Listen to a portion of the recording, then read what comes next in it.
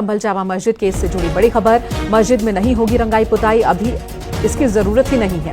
सफेदी और मरम्मत की जरूरत नहीं है। हाईकोर्ट ने एक बड़ा फैसला दे दिया है। संभल मस्जिद की साफ सफाई होगी लेकिन रंगाई पुताई नहीं होगी। हाईकोर्ट की ओर से बात सामने आई है। सर्वेश दुबे हमारे साथ जुड़े हुए हैं। सर्वेश, रंगाई पुताई को लेकर दाखिल की गई थी याचिका एएसआई के सामने, लेकिन अब तो अदालत ने कह दिया कि रंगाई पुताई की जरूरत नहीं है, साफ सफाई जरूर हो सकेगी। और क्या कहा अदालत ने? सर्वेश से और ज्यादा जानकारी हासिल करेंगे। देखिए, संभल जामा मस्जिद, अभी रमजान का महीना आने वाला है, उससे पहले रंगाई पुताई को लेकर एक रिक्वेस्ट डाली गई थी मस्जिद कमेटी की ओर से एएसआई के सामने। चूंकि ये मामला अदालत में है तो इस पर फैसला भी अदालत को ही लेना था।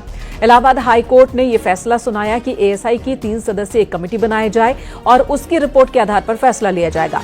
कल कमेटी ने जामा मस्जिद का सर्वे किया और तमाम जगहों को देखा, निहारा और उसके बाद आज रिपोर्ट दाखिल की गई एएसआई की ओर से और उसी रिपोर्ट के आधार पर अदालत ने बड़ा फैसला दे दिया है कि मस्जिद में फिलहाल रंगाई पुताई की जरूरत नहीं है, सफेदी और मरम्मत की जरूरत नहीं है, साफ सफाई जरूर की जा सकती है, ये हाईकोर्ट का कहना है। हिंदू पक्ष की ओर से ये अपील दायर की गई थी कि रंगाई पुताई की इजाजत न दी जाए क्योंकि इससे सबूतों को खत्म किया जा सकता है, मंदिर होने के साक्ष्यों को खत्म किया जा सकता है। सर्वेश दुबे का रुख एक बार फिर करेंगे। सर्वेश, अदालत ने और क्या कहा? एक बड़ा फैसला दे दिया है, रंगाई पुताई नहीं होगी, साफ सफाई करवा लीजिए। देखिए, संभल की शाही जामा मस्जिद को लेकर जो अर्जी इलाहाबाद हाईकोर्ट में दाखिल की गई थी, उस पर कल सुनवाई करते हुए जस्टिस रोहित रंजन अग्रवाल की सिंगल बेंच ने एएसआई को 3 सदस्यीय कमेटी गठित कर रिपोर्ट मांगी थी और ये पूछा था कि क्या बगैर मस्जिद के स्ट्रक्चर को नुकसान पहुंचाए यहाँ पर रंगाई पुताई की जा सकती है कि नहीं की जा सकती। आज यहाँ पर रिपोर्ट एएसआई की ओर से सुबह जब सुनवाई शुरू हुई तो पेश की गई। उसमें बताया गया था कि वहां पर रंगाई पुताई की जरूरत नहीं है क्योंकि पहले से वहां पर पेंटिंग की गई है, रंगाई पुताई की गई है। क्योंकि हिंदू पक्ष ने भी एतराज जताया था कि अगर रंगाई पुताई की जाती है तो उसके नाम पर यहाँ के जो मंदिर के प्रतीक चिन्ह है, जिसको दावा किया जा रहा है कि ये शाही जामा मस्जिद हरिहर मंदिर हुआ करता था, उसको कोई छेड़छाड़ की जा सकती है, उसको नुकसान पहुंचाया जा सकता है। तो कोर्ट ने उसी रिपोर्ट के आधार पर यह कहा है कि फिलहाल वहां पर रंगाई पुताई की आवश्यकता नहीं है, लेकिन कोर्ट ने कहा कि एएसआई अपने निरीक्षण में, अपनी निगरानी में वहां पर साफ सफाई कराएगा और ये मुतवल्ली की मौजूदगी में ये साफ सफाई कराई जाएगी। कोर्ट ने यह भी कहा है कि डिस्ट्रिक्ट एडमिनिस्ट्रेशन का कोई भी ऑफिसर इसमें कोई हस्तक्षेप नहीं करेगा। इस मामले में मंगलवार को फिर से सुनवाई होगी, कोर्ट इसमें फिर से सुनवाई करेगी और इसके बाद इसमें कोई फैसला सुनाएगी सभी पक्षों को सुनने के बाद। फिलहाल 2 मार्च से रमजान का महीना शुरू हो रहा है और मस्जिद कमेटी ने इसी आधार पर यहाँ पर रंगाई पुताई की मांग। बिल्कुल सर्वेश, बने रहे हमारे साथ। इस वक्त संभल से हमारे सहयोगी सुनील भी हमारे साथ जुड़ चुके हैं। सुनील, एक बड़ा फैसला अदालत का आया है, क्या इसे मुस्लिम पक्ष को एक झटका माना जाए? देखिए, जामा मस्जिद की पुताई का मामला आज का नहीं है। जामा मस्जिद कमेटी का दावा हर साल ही पुताई होती है। वहीं इस बार जामा मस्जिद कमेटी ने स्वयं इस मामले में अधिकारियों को सूचना देकर कोर्ट को में जाने के बाद इस मामले को बढ़ाया है, जिसका हिंदू पक्ष लगातार विरोध कर रहा था। फिलहाल कोर्ट का फैसला, जामा मस्जिद में पुताई की आवश्यकता नहीं है, ये बड़ा फैसला है, कोर्ट का बड़ा फैसला है। संबंध के उनके वर्तमान हालातों के तहत भी इस फैसले को बड़ा माना जा सकता है। वहीं मुस्लिम पक्ष को ये बड़ा झटका माना जा रहा है। जी, तो मुस्लिम पक्ष को एक बड़ा झटका। सर्वेश, आपके पास आती हूँ। क्या मुस्लिम पक्ष अब हाईकोर्ट के इस फैसले को आगे चुनौती भी देगा, चुनौती दे सकता है?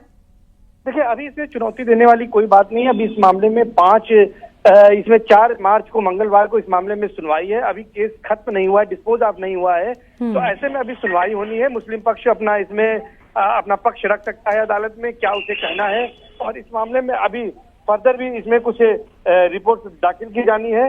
तो ये माना जा सकता है कि अभी इस मामले में सुनवाई है और इस तरह की बातें कहना जो है वो जल्दबाजी होगी। लेकिन मस्जिद कमेटी को इतनी राहत मिली है कि फिलहाल वहां पर एएसआई की मौजूदगी में साफ सफाई की जाएगी। मंगलवार 4 मार्च को जो है सुनवाई होगी और आज की जो यहाँ पर एएसआई रिपोर्ट पेश की है उसमें एएसआई की रिपोर्ट में कहा गया था मस्जिद में पहले से पेंटिंग की गई है, नए सिरे से पेंटिंग कराए जाने की कोई जरूरत नहीं है। एएसआई की इस रिपोर्ट पर हालांकि मस्जिद कमेटी ने अदालत के समक्ष आपत्ति भी दाखिल की थी और बेंच हाईकोर्ट ने मस्जिद कमेटी को लिखित तौर पर अपनी आपत्ति दाखिल करने का मौका दिया है। तो मस्जिद कमेटी 4 मार्च को मंगलवार को अपनी आपत्ति दाखिल करेगी और हिंदू पक्ष ने भी इस मामले में हलफनामा दाखिल करने की इजाजत मांगी थी। हिंदू पक्ष भी 4 मार्च को ही अपना हलफनामा दाखिल करके अपना पक्ष रखेगा।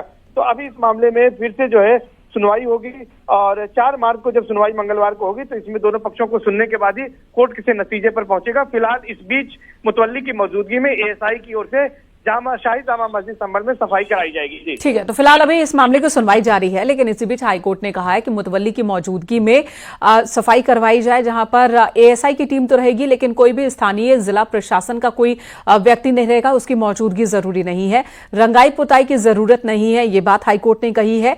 लेकिन अभी मुस्लिम पक्ष की ओर से लिखित हलफनामा देने के लिए वक्त की डिमांड की गई, जो वक्त अदालत ने दिया है। अब 4 मार्च को इस मामले पर सुनवाई होनी है। धन्यवाद सर्वेश इस वक्त पूरी जानकारी देकर। तो अभी तक इससे सुनील आपका भी बहुत बहुत शुक्रिया। तो अभी तक कह सकते हैं कि मुस्लिम पक्ष को यह झटका है, लेकिन मुस्लिम पक्ष ने अभी भी अपनी बात रखने के लिए वक्त मांगा है। 4 मार्च को इस मामले पर अगली सुनवाई होनी है।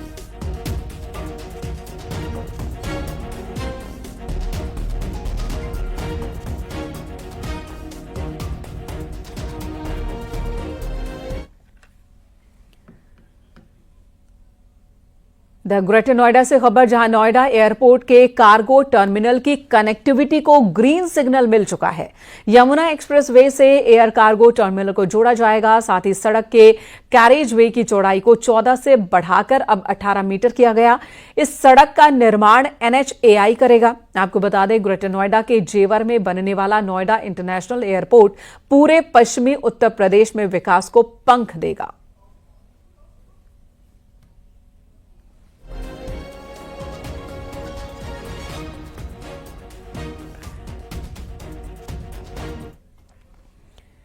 यूपी आईपीएस कैडर के दूसरे वरिष्ठतम अधिकारी DG rules and manuals Ashish Gupta ने सरकार से वीआरएस की मांग की है। साल 1989 बैच के आईपीएस ऑफिसर आशीष गुप्ता के रिटायरमेंट में अभी 22 महीने का वक्त बाकी है। आईपीएस असीम अरुण के बाद वे दूसरे ऑफिसर हैं जिन्होंने वीआरएस मांगा है। आशीष गुप्ता ने वीआरएस के लिए 3 महीने का समय दिया है। आईपीएस आशीष गुप्ता ने कानपुर IIT से कंप्यूटर साइंस से बीटेक और IIM से MBA किया है।